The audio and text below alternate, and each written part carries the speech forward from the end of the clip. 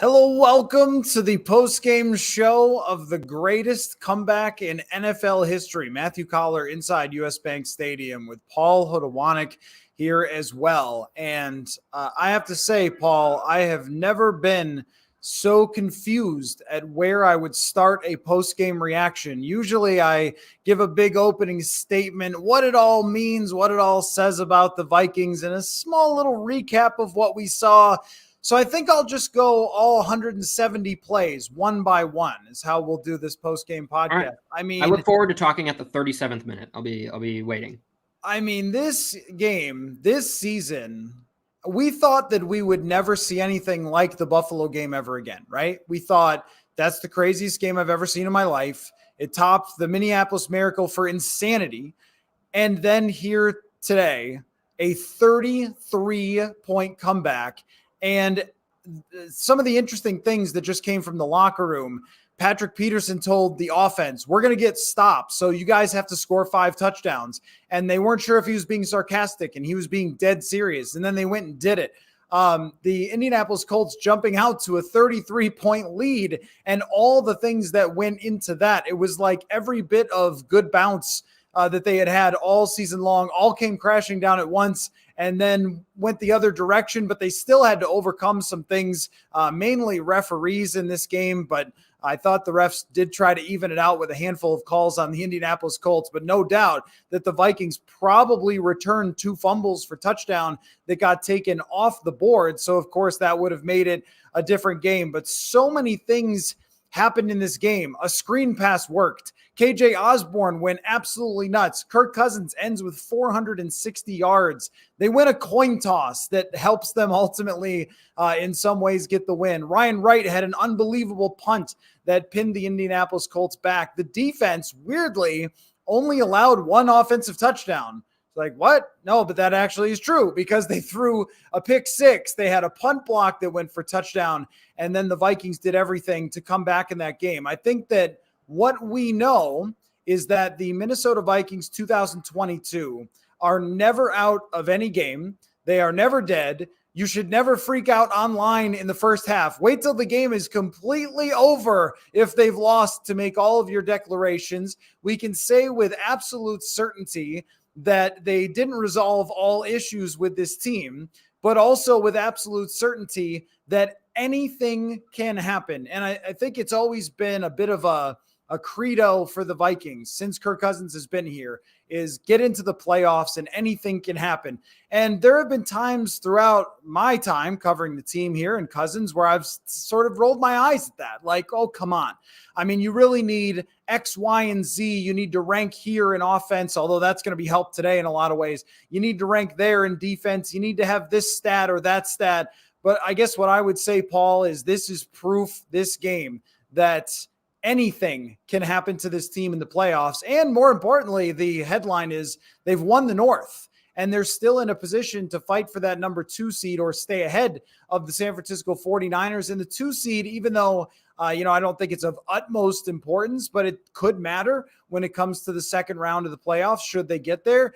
So this win does play a big difference there. And also, if they had just melted down, if they had no-showed in the second half of this game, I think we would have spent an entire week just saying, yeah, this team wasn't for real, and they had the classic Viking Kirk Cousins era meltdown, and this is who they really are, and that maybe they'll not even win the North. Maybe the Lions will somehow catch them or something. Like, it's amazing if you go back and look at halftime, how everybody was feeling and how different that is now. So again, it's the greatest comeback in history, an unbelievable game on so many levels in the second half from Kirk Cousins, from KJ Osborne, Dalvin Cook's 64-yard touchdown in which he grinded his way all the way into the end zone. Justin Jefferson was being hit and hit and hit. And if you say receivers aren't tough these days because the rules help them, I present you with Justin Jefferson. You had offensive linemen cramping up at the end of game, defensive players cramping up, having to eke out every bit that was left in their soul to win this all-time classic, which NFL Network will be playing for many, many, many years to come. So I guess in a way, Paul, I'm honored to have witnessed history here. I'm still trying to process all the things that happened to get them to this point and just sort of looking around and saying, I cannot believe this season. I just simply cannot believe this season. If you had one of these games, two of these games happen in 1 year, one Washington game where you're down 10 and you're talking about it for years, probably the same way we talked about them coming back from down 20 against Denver a couple years ago. And when it got to 23, it's like, okay, well, now it's sort of surpassed that Denver game. When it got to 30, all right, well, now there's no chance. But yet it really felt like in the second half, after they scored, I think the second touchdown, and maybe it was 33-14. It's like, okay, well, Indianapolis still has the worst quarterback in the NFL this year. And they have an amateur coach. And boy, did it show. Boy, did it show on so many different levels for Jeff Saturday. Saturday was not to be Saturday's day. But at the same time, I mean, Kirk Cousins down in any game, anytime can find dudes, and his one play at a time mentality truly never seems shaken, no matter what the situation is, has played so big for them in so many games this year that it's all come together. And I mean, this is one where remember where you were, remember who you were talking to. And I have to say, major credit to Minnesota Vikings fans. People did not leave this game. They did not leave this game, and they booed in the first half, and they should have. And Kevin O'Connell said they should have, the way that they played. But as soon as they scored the touchdown with KJ Osborne, this place started to ignite. And there was a skull chant, I think at like 33 or 36-21, where it was like playoff atmosphere level skull chant. People were feeling it. Like you could sense in the building that something was happening. Nobody left. By the end of this thing, the place was Minneapolis Miracle level loud because people knew that they were seeing history. So credit to Vikings fans for not calling this one a day and just walking out at halftime and saying, forget this team, and then being the people that left at halftime. So I don't know, Paul, what an unbelievable day. Maybe you could start off by just the things that are going to stick out in your mind from this one forever. Yeah, I mean, this is the greatest comeback in NFL regular season history, maybe. The one in the Super Bowl with Matt Ryan, coincidentally, probably tops that just for significance. But in terms of regular seasons, you're down 33-0. You look lifeless. The defense doesn't look like it's improved at all. Kirk Cousins is just, pressure is raining down on him. Jalen Reagor stops two routes that end up in picks. You get the pick six. You get the punt that's blocked and is returned for a fumble or for a touchdown. The Dalvin Cook fumble, like literally nothing is going your way. And somehow you flip it just on a dime. And I don't have I'm sure we'll get to kind of what led them there and probably provide some skepticism on this team moving forward just based on that first half. But I think my just overall thought as I was kind of watching this comeback happen is we talk so much about what's it going to look like in the playoffs. Can it get them to a Super Bowl? When you have these types of games and these types of seasons where these games just seem to keep stacking, man, you just got to enjoy it, right? Like if you're a fan, you just have to enjoy the fact that you just watched that happen, that it slowly crept back, that you went from hating this team, MFing this team, probably maybe going out and shoveling, going for a run. I don't know what Vikings fans did. I'm sure many of them abandoned this game, and to come back and watch that. So I think my overwhelming thing is I'm never going to forget watching this game and kind of my emotions going through this game. And you can say that about at least that Buffalo game. Like you have multiple of these games happening within a year. Like that does not happen to most any team. And so it can get very easy. I get caught up in it all the time. Well, what does it mean for the playoffs? What does it mean for the Super Bowl? Like I'm sure we'll get into those discussions, but my first and just kind of overall takeaway is, man, if you're a fan of this team, if you just enjoy football, like you have to be enjoying this season for what it's giving you, the improbability of so many things that continue to happen, kind of the highs and lows that this team provides. Like this is why people watch sports, and this is why people love sports and football. And so I think my overwhelming sense is just we watched a hell of a game. I'm not sure what it means for the Vikings next couple weeks and what it means for their season overall.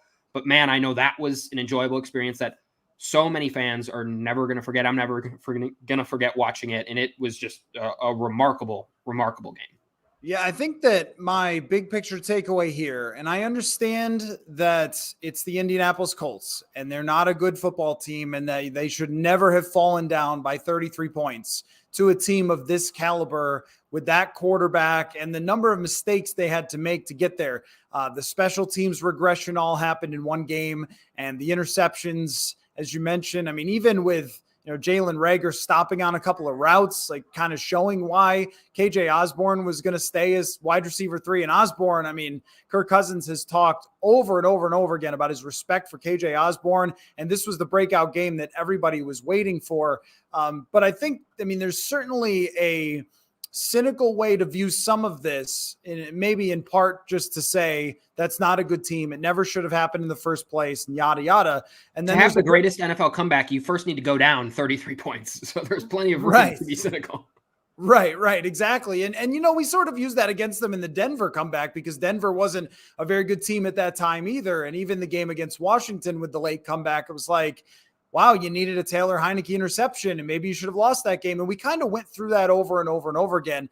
But I guess what I would say is when you look at, all those things that they've done, the accumulation of them and the players that they have, and I don't think it's fluky that it's hard to hold this team down and hard to finish this team off. Even against Detroit, if they stop the offensive tackle from catching the ball, is there any doubt that they're going down and scoring a touchdown against Detroit and getting the 2-point conversion and making a play there? Like, we just can't doubt anything this team can do when it comes to being down in a game or a tough situation and finding a way to come back, which makes me think like, well, I don't want to declare because of their point differential or whatever else that they can't do these things in the playoffs.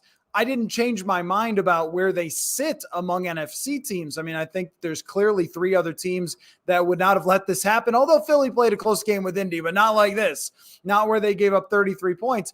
But still, they gave it up. Now, we talk about random stuff all the time. They kind of gave up the lead on a bunch of random stuff, on a weird interception, on a punt block where the guy catches it, like things that don't really happen that often. And overall, the defense actually did play a lot better in this game. Maybe it's easier to play when the other team has Matt Ryan or when the other team is trying to drag the clock, but then did some really insane stuff.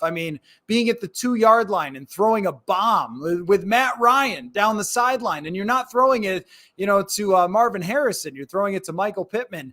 So there were definitely some things. Zach Moss not running out of bounds, whereas he did run out of bounds. If he stays in bounds, drags the clock. Like, there were so many times where if Indianapolis just played normally in the second half and just kind of handed off or threw some quick screens, that maybe they drag it out. But I can't help but walk away and say, look at the human beings in this locker room. Look at the players like Justin Jefferson, Adam Thielen, TJ Hawkinson was brought in. He ends up with the huge 2-point conversion and a couple of big catches.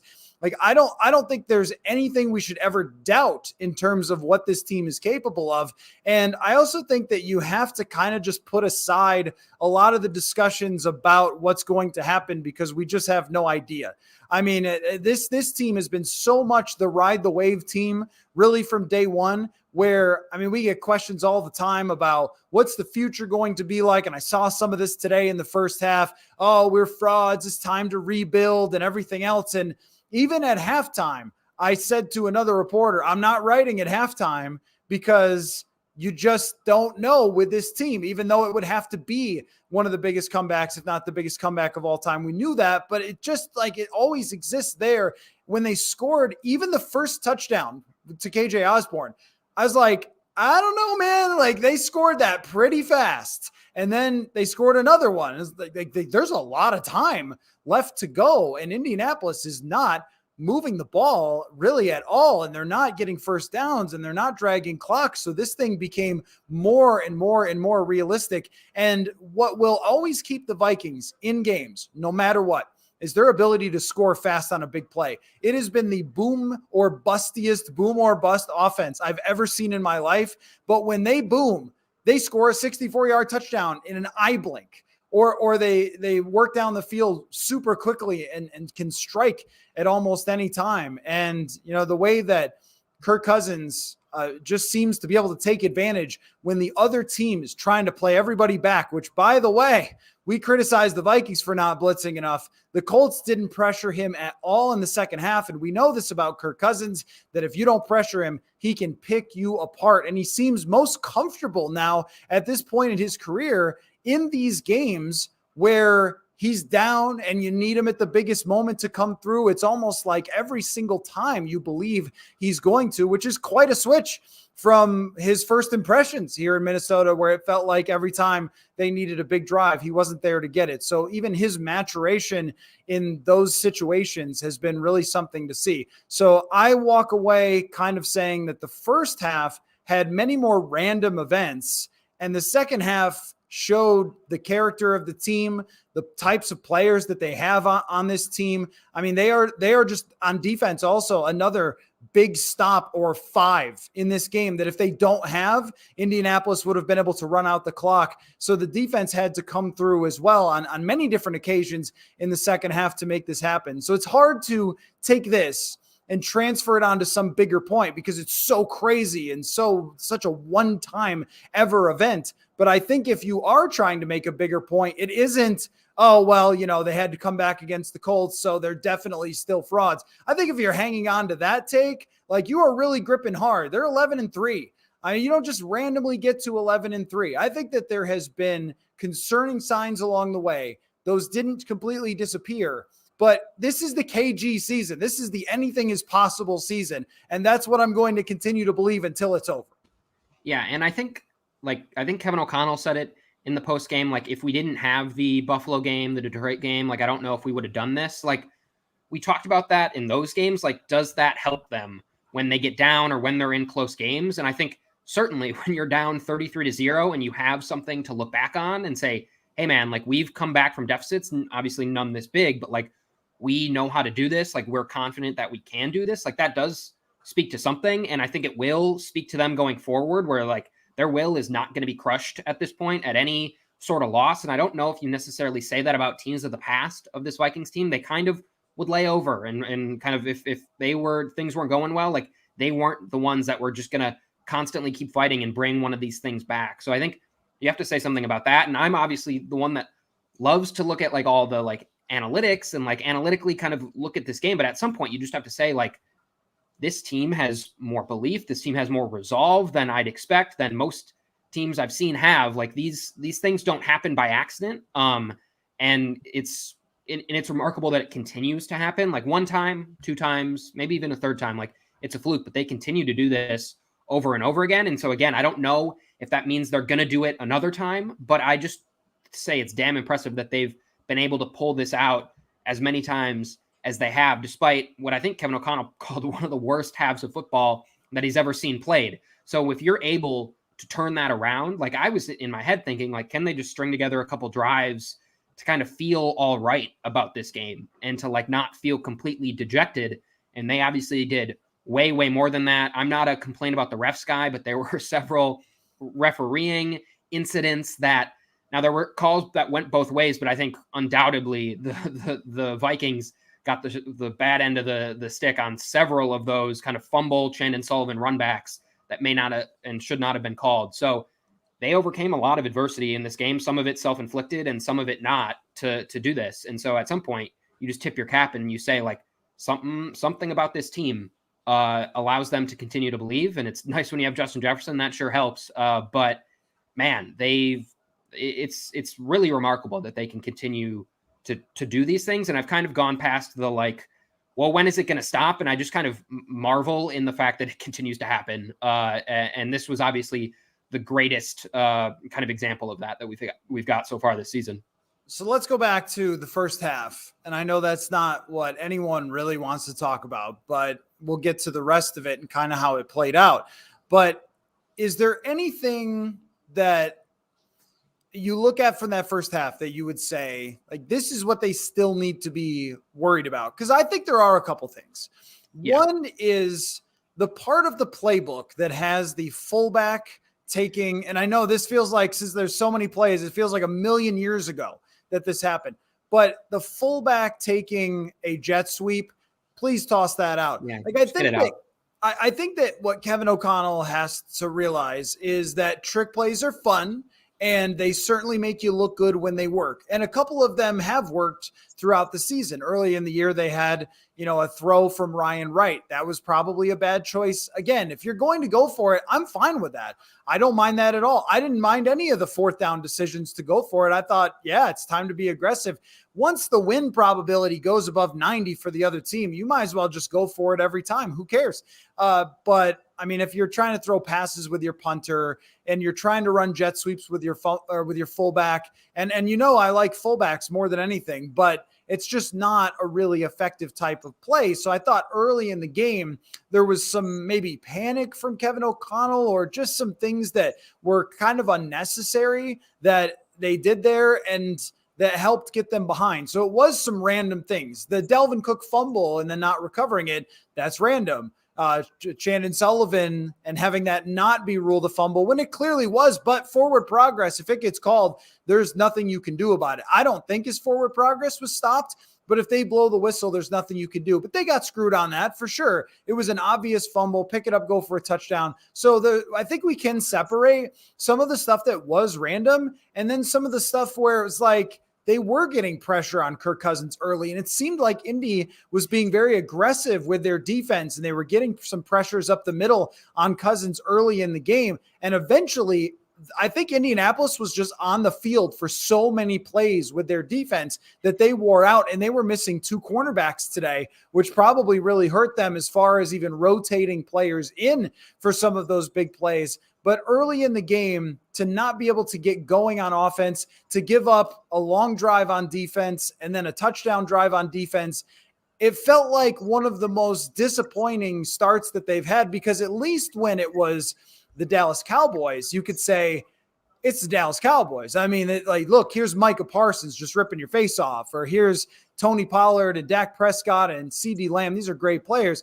It was not the Indianapolis Colts. So I guess I'd like your thoughts, Paul, on the first half, because I thought some of it was just completely bad breaks that they haven't gotten all year. And maybe they got them all out of their system. The other team gets a 49-yard punt return and the fumble and things like that. But I also think that not getting off to a quick start, not seeming like they were dialed in right away in a game where all week we talked about how they really needed to just blast the heck out of the Indianapolis Colts from day one.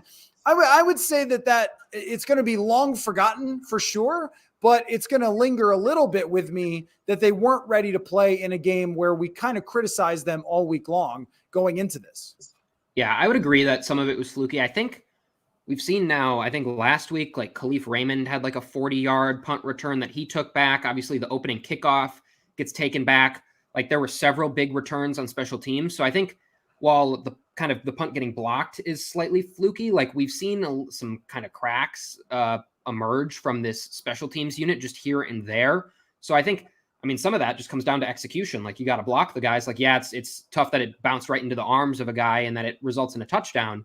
But, like some of these things are just about poor execution. And so I think there were kind of a couple warts that I think we saw on the special teams unit that they'll need to get ironed out. So some of that is fluke, but I think a lot of that is execution. I think, yeah, the Dalvin fumbles kind of fluky. And I think what we learned about both Cousins' picks is try to keep Jalen Reagor from running a lot of routes potentially is your way to avoid that. So those were some bad luck, but the second pick just looked like he stopped on the play. Didn't look like he was supposed to know to keep going. Like that comes down to coaching and him not being ready in those moments. So some of that's fluky, some of that isn't. But yeah, I would say regardless, when they just kind of keep stacking on top of each other, just that feels fluky. Like these just continue to happen all at once. And so I think there's certainly, it didn't feel like just this atrocious half of football that like they were getting played off the field. Like some of it just happened in those kind of weird calls that really, really costed them. Dalvin obviously runs 40 yards and that was going to set up a really nice spot on the field. And then he fumbles it. Like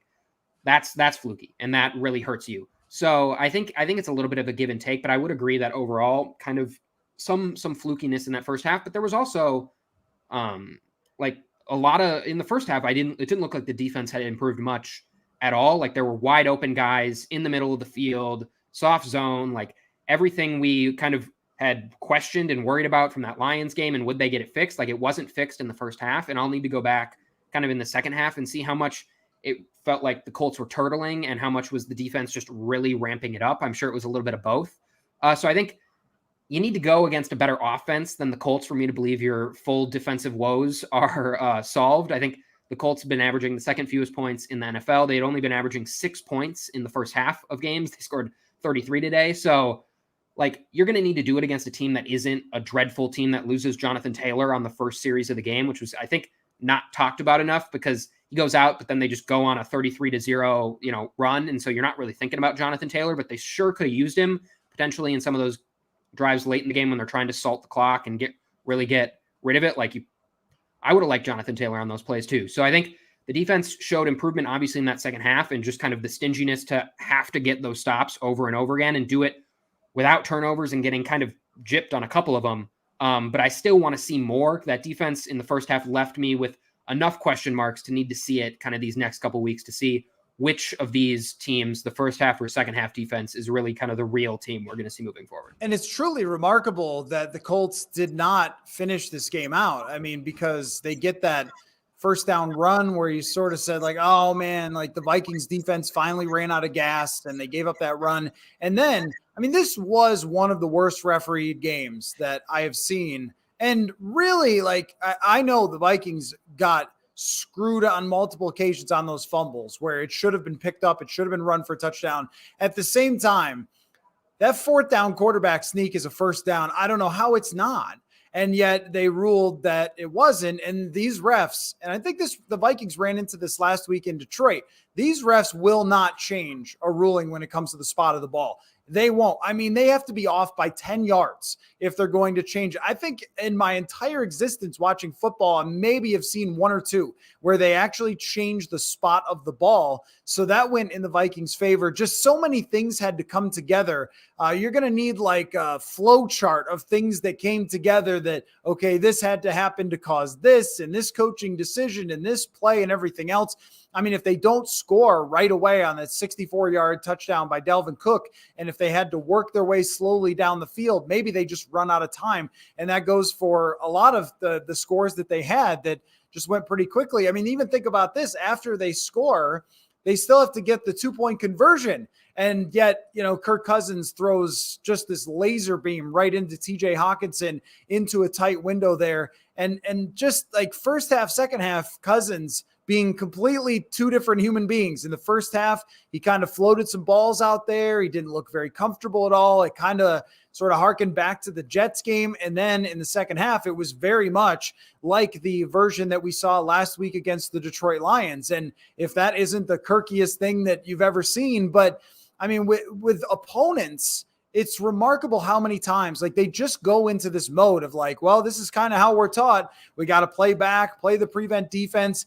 And this team is just built to destroy that. And if we're taking things away from the second half of the game, aside from just the fact that this is a charmed season and that anything is possible and whatever else, it is that they got the screen game going and they got KJ Osborne going. And for this entire year, it's been, where is KJ Osborne? Is he going to arrive at some point soon after such a good season last year? And remember, he had such a good camp. We were talking about that all the time. Even Adam Thielen in the locker room after the game said he had a really good training camp, and we thought that he would be a bigger part of this. And Cousins said that he's wanted him to be a bigger part of this. And finally today that breaks through. And so you look at the offense coming out of this game, where you have, I mean, all sorts of, different players making plays for them. It wasn't just Justin Jefferson coming through in the biggest moments. You also have Christian Darrisaw back, and I know he cramped up a couple times. He's been out a few weeks, but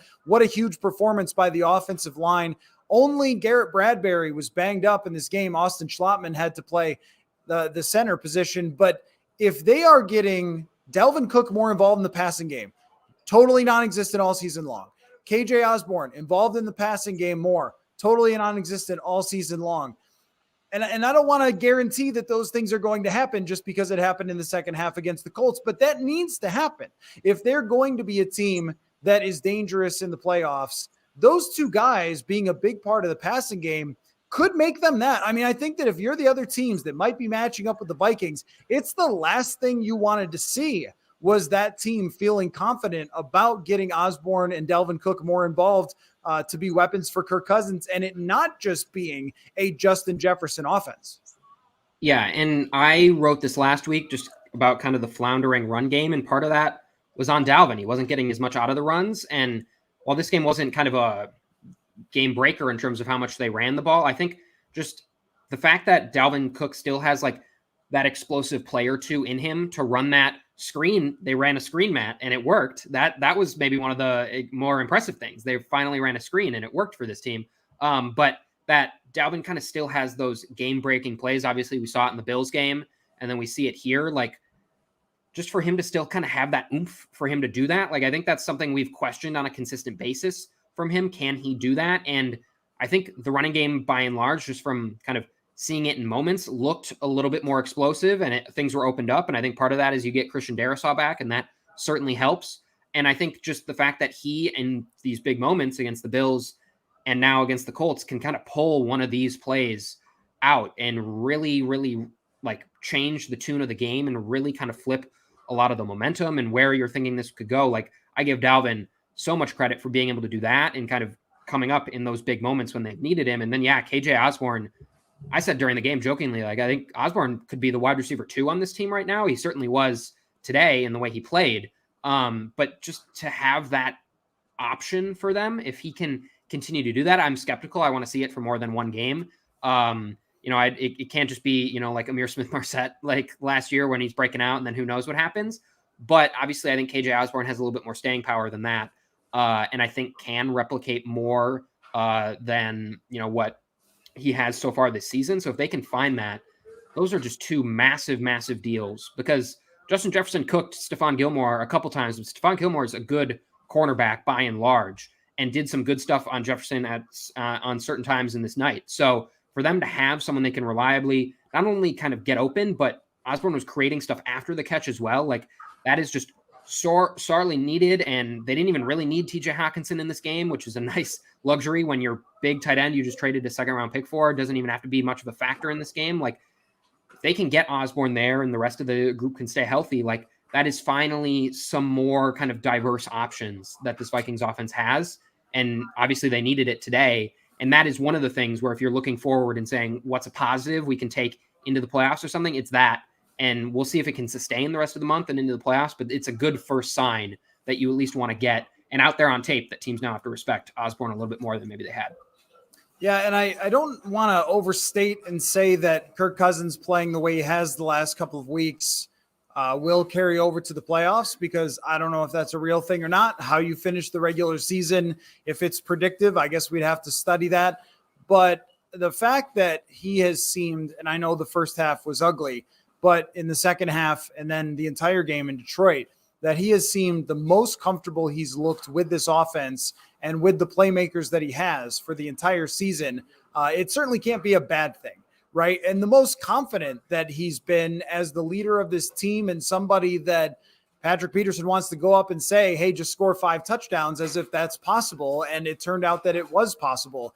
And that belief in Cousins, I don't know if that's ever really wavered throughout the season. I mean, I think that when you lose 40-3 to the Dallas Cowboys and the offensive line just gets blown up, Darrisaw gets hurt again, you certainly wonder, is that going to be the thing that undoes them, is the offensive line? And it could have been in the first half of this game, for sure. I think that was one of the reasons they didn't move the ball particularly well. But also when you get a blocked punt, a fumble, and so forth, it's not like there's a lot of opportunities, but they still had some 3-and-outs. And they're still one of the most 3-and-out-y team in the entire NFL. They even had some against Detroit that ended up proving costly and allowed them to get down in that game. So that has to change at some point. But if we're talking about the confidence of the quarterback, the belief, he came out after the game in a suit that was just a big, giant bunch of Vikings logos. And it was as cheesy as it gets. But, at the same time, it's like Kirk Cousins all year long has been embraced by this team in ways that he never has before,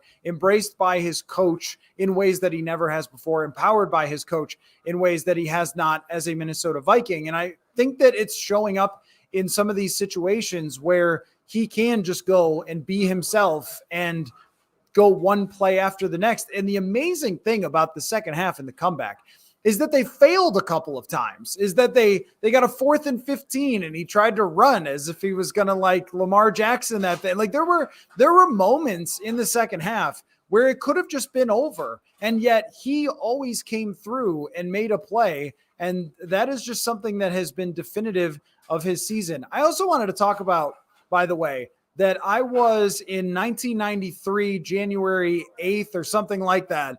I would have been about 7 years old, I believe, when the Buffalo Bills had a 32-point comeback. Frank Reich, ironically, the guy who was fired by the Indianapolis Colts, was the quarterback for the Bills against the Houston Oilers. And this comeback by 1 point tops that one as the biggest in history. I was struggling at the end of the game to do the math, like, wait, how much was Buffalo's? But the interesting thing about that, not only was it a playoff game, by the way, but it was also blacked out on local television because old man Matt here is going to tell you that they used to black out games when they didn't sell out the stadium, which again, they didn't sell out a playoff game. It was horrible weather. The backup quarterback was starting. No one believed in him. So my dad and I in our living room listened to the game and the all-time great play-by-play voice of Van Miller calling that one.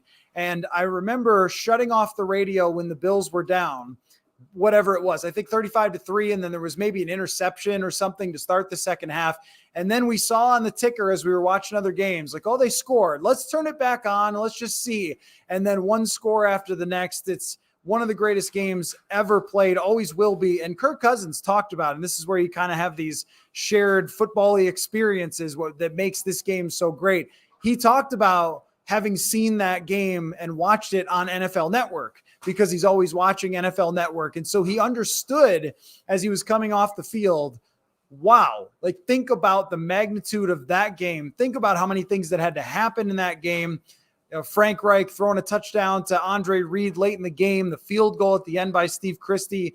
And this game ends up on top of that one for the all-time comebacks. I mean, in a lot of ways, being that this connection with Buffalo, having gone to Buffalo and had the 17-point comeback and the Jefferson catch, and then now had a comeback that tops Buffalo's all-time comeback. I mean, there's just, I don't know, like, how do I even explain that I was in the city that had that at that time, and then here I am in the stadium for that? I don't know, like just taking a minute to kind of marvel at how absolutely wild that is. And the fact that, I mean, we just saw so much history. Like we had to stop from breaking down the offense for a second to just circle back and say, I can't really believe what I just saw. I mean, midway through the game, I was writing a little bit about just, like, what are we going to say about this one? Like, this one's a hard one to justify. It's not like the Dallas game where you could say, well, Dallas is a great team and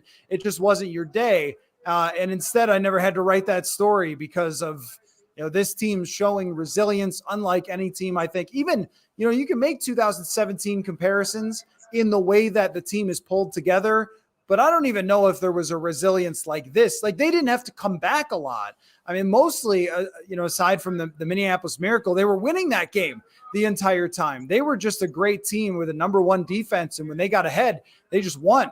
But this team is just flawed enough to get behind in games and just magical enough to always come back in them. So, I mean, gosh, just I don't know. What else can I say, Paul?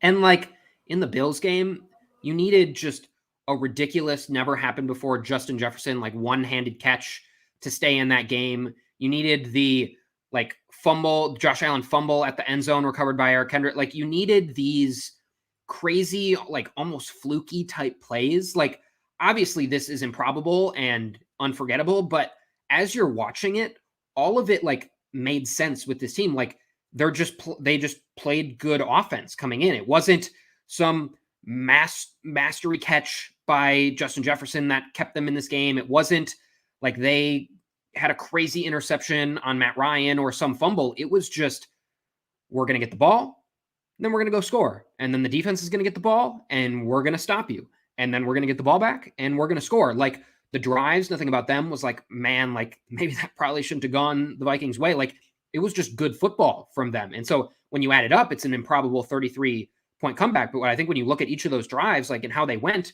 the Vikings were the better team on offense, defense, and they didn't get like flukes to get them there. Like it was just solid, really tough play that got them back in those games. And so I think that's an encouraging point about this too. It wasn't like just this extra worldly, out of this world like plays that needed to happen for them. It was just good, solid football that they strung together, which I think makes it even more impressive that they didn't need some kind of fluke to get back in it. They sure needed Jeff Saturday to turtle a little bit. That helped them. They sure needed the team to just kind of run it with Deion Jackson or whatever and expect it was going to go the same as Jonathan Taylor. Like, I'm sure if I was listening to the Colts podcast right now, the Colts equivalent to this, like they are ripping into that coaching staff. And we haven't talked about that at all. Like for every one of these comebacks, you need a dumb coaching staff on the other side. Even when Matt Ryan was involved in the 28-3, there was all the stuff about the coaching, about how they got back in that, the Patriots got back in this game. Like there's going to be similar questions and statements made about the Colts. So they certainly had a role to play in this. From we're going to kick field goals in the first half when we're up by a ton, and we're just going to kind of turtle in the second half. Like they're certainly not without blame in this thing either. No, I don't think that Jeff Saturday should be coming back as the head coach based on this. And I don't remember exactly when it was that I tweeted, I think the Colts are going to blow this, but it might've been like 36-21 because they were doing so little on offense and they were lacking aggressiveness except for at the absolute dumbest time possible when they got the ball at the 2-yard line after the interception. Like that was the worst time to be aggressive because if you go back and look, it's about 7.5 minutes left in the game at that point. If they run 3 times and they just take 2 minutes off of the clock there, including the punt, you're probably talking about 5 minutes. It's going to be really hard at that point for the Vikings to drive the length of the field. I mean, even they end up getting a big play there, but I mean, even if you just wind out the clock, at some point the Vikings will need a drive and that will take some time. And yet they didn't wind any time. I think it was only 45 seconds. So there was some amazing decisions that you just couldn't believe. And there is a fumble. And that was one of the craziest moments of the game. We talk about just, all the things that you'll remember throughout this game is, they clearly fumbled and Sullivan picks it up and runs it for a touchdown. But initially they ruled it to not even be a fumble. So then they go back and change that to be a fumble because it was very obvious that it was. So even though the Vikings were on the wrong side of that call because they would have picked it up and taken it for a touchdown anyway, it still ends up being a turnover for them and getting the ball back and ending up taking advantage of that. So there were a lot of things that the Colts had to do to leave the door open, including just not being able to punch in touchdowns. And we just saw like why they're one of the worst teams in the entire NFL in the second half because they could not complete passes. And when they threw passes, they just didn't seem very confident in them at all, even though the Vikings weren't pressuring Matt Ryan. I think when we look at those pressure numbers, halfway through Sunday morning or whatever, when they come out for PFF, we're going to go like, yeah, that's about how it looked. They may have pressured him like 8 times during the entire game. And yet they just couldn't even pass like short, quick throws to get going in the second half and just left everything open for the Vikings. And then, like you mentioned, their running game, they got a little creative at the beginning of the game with their runs. They were running to the edges a bit, and they used an end around to the wide receiver to get a big play. They completely got away from that and just kind of ran up the middle over and over again. And I think that conservative play definitely cost them. Now, I mean, I would say that I don't think any of us would have expected this type of comeback, but they certainly got an assist. And like you mentioned, you can never have a great comeback without some assist from the other team blowing it. And the games where the Vikings have let other teams come back this year, they've always been responsible. And we've talked about it in the post game. So it always has to be those things.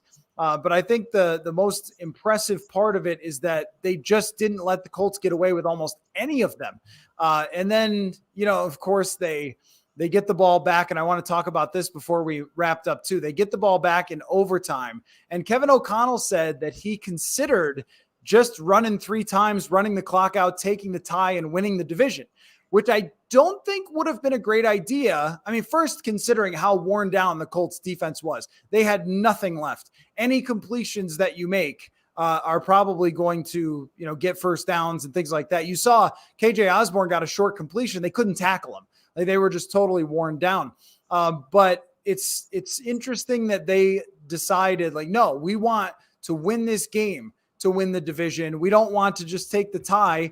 And I mean, you're fighting for the 2 seed. It will be a decision they have to make possibly by week 18 of whether they're going to play starters or not.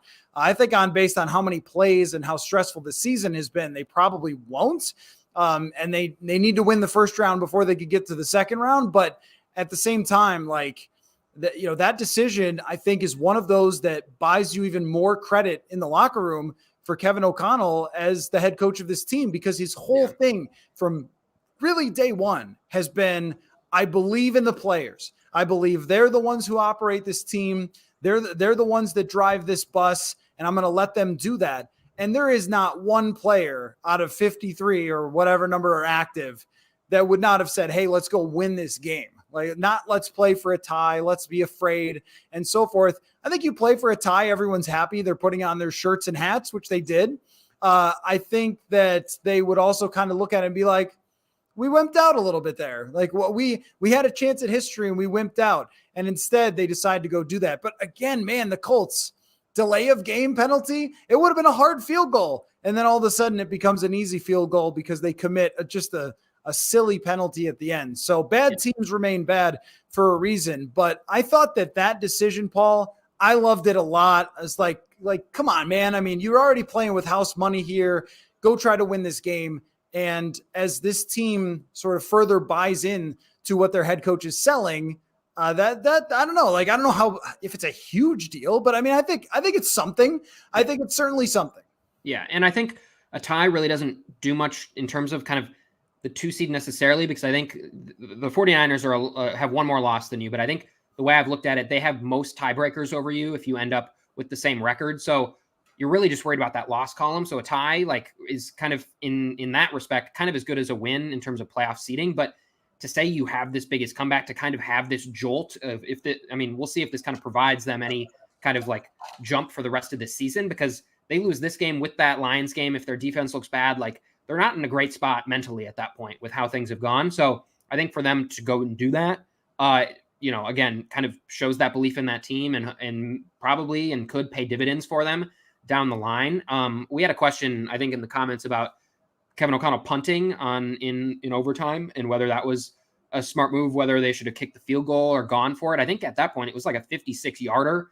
And obviously Greg Joseph makes the kick later, but based on what he's been doing, especially from plus 50 yards, like, I don't really fault him for not going for that, knowing that a Colts touchdown still wins the game regardless. And if you miss it, they end up right there. And that's kind of the same issue with the 4th down conversion, because I think it wasn't a short 4th down conversion. I think it was like 4th and 9, 4th and 10, something like that. So I think with how much the Colts are struggling to move the ball, like, that's one of the times when I'll defend one of those, because they, like, just going through there, I have this pulled up, going through in the second half, just the Colts, they go 4 plays, 14 yards punt. Then they go 6 plays, 26 yards field goal. Then 3 plays punt, 4 plays punt, 3 plays punt, 4 plays fumble, 5 plays turnover on downs, 3 plays punt, and then 8 plays in that overtime drive and a punt. So I think that was probably the right decision, and it netted out for them. And I think Kevin O'Connell, despite kind of some of the weird play calling things maybe in the first half, coached a really good game down the stretch there to put them in a spot to win the game at the end.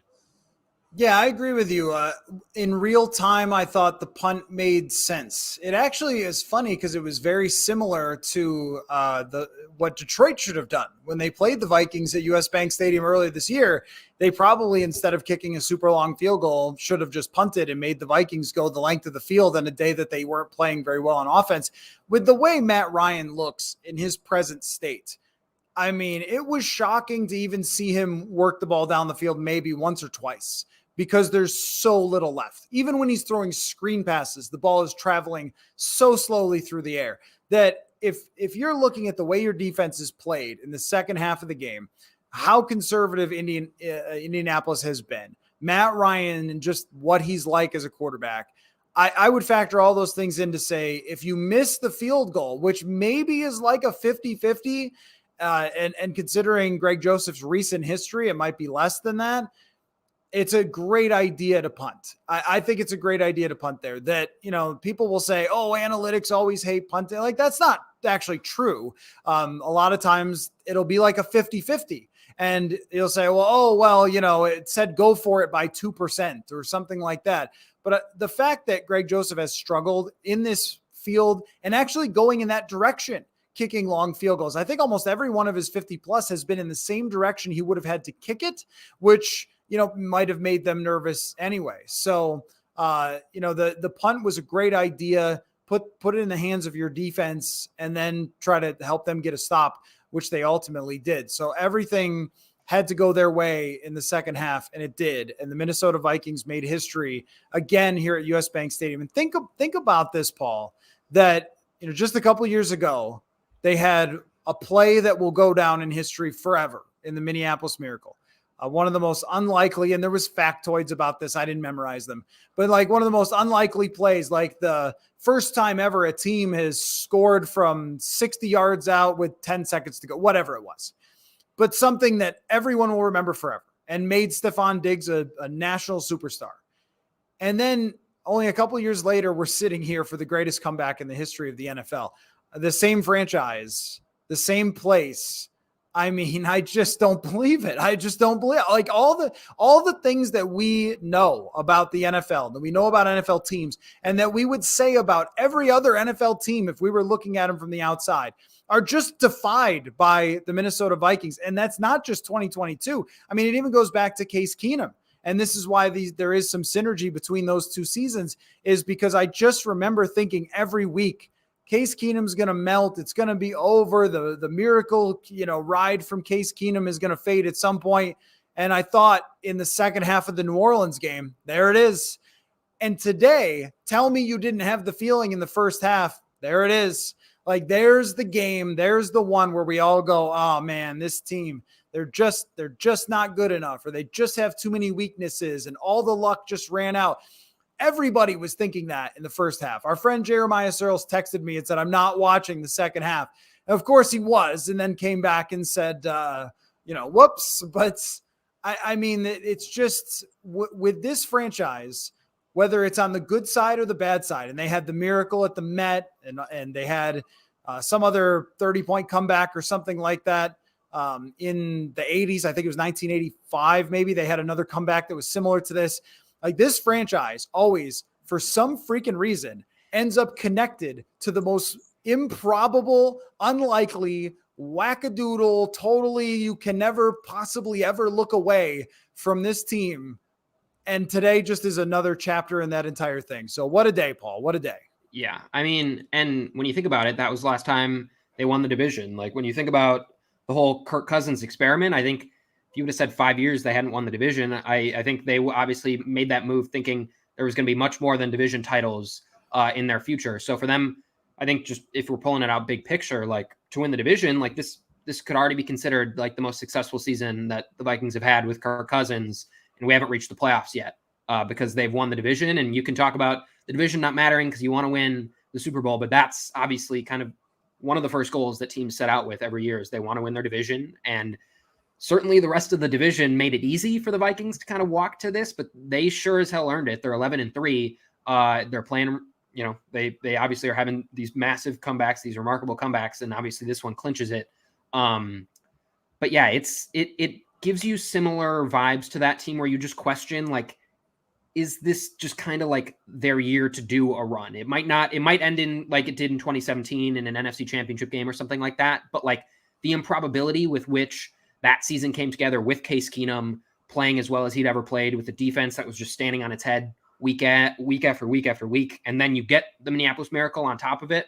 Like even before the Miracle, that was quite a stunning season. And so then you add that on, and this season was stunning. And now we're adding the greatest or the biggest comeback ever into history. So it's remarkable because those years feel similar in just kind of the vibe you feel around the team, just the, you never can count them out, and the just like awe that you have, because neither this year or that year you were expecting what is ultimately happening. So it's just what happens now for this team. Does it end like that team did? Can they go further? I don't know, but everyone enjoyed that 2017 team throughout the regular season and into the playoffs. And this team sure should be enjoyed as they continue to do these remarkable things week in, week out.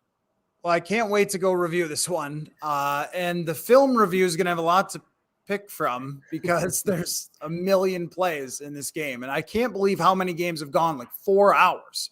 But that's Minnesota Vikings 2022 football for you. If you're watching the stream for the first time, by the way, we do the Purple Insider podcast every single day. So make sure you go download that wherever you get your podcasts or subscribe to us here on YouTube. We also do another one called Hot Routes that breaks down the whole league, though I think we may dedicate a lot to the Vikings in that episode for this week. So appreciate everybody watching. Again, you saw history today. And hopefully you didn't turn off the TV in half. And I can't say enough.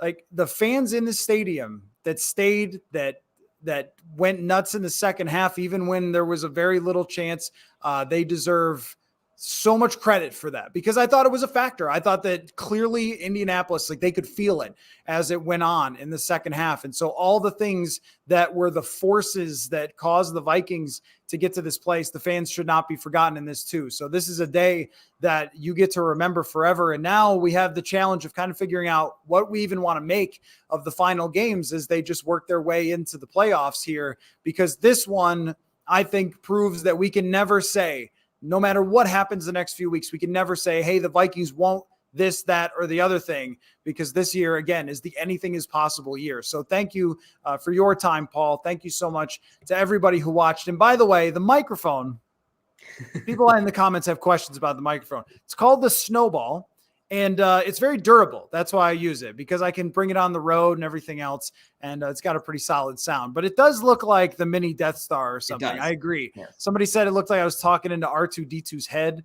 Like, yeah. I mean, it does kind of look like that, but it's also very effective. So appreciate everybody watching. Thanks so much for your time, Paul. And we'll do it again next week. And who knows what will happen then. Bye, everybody.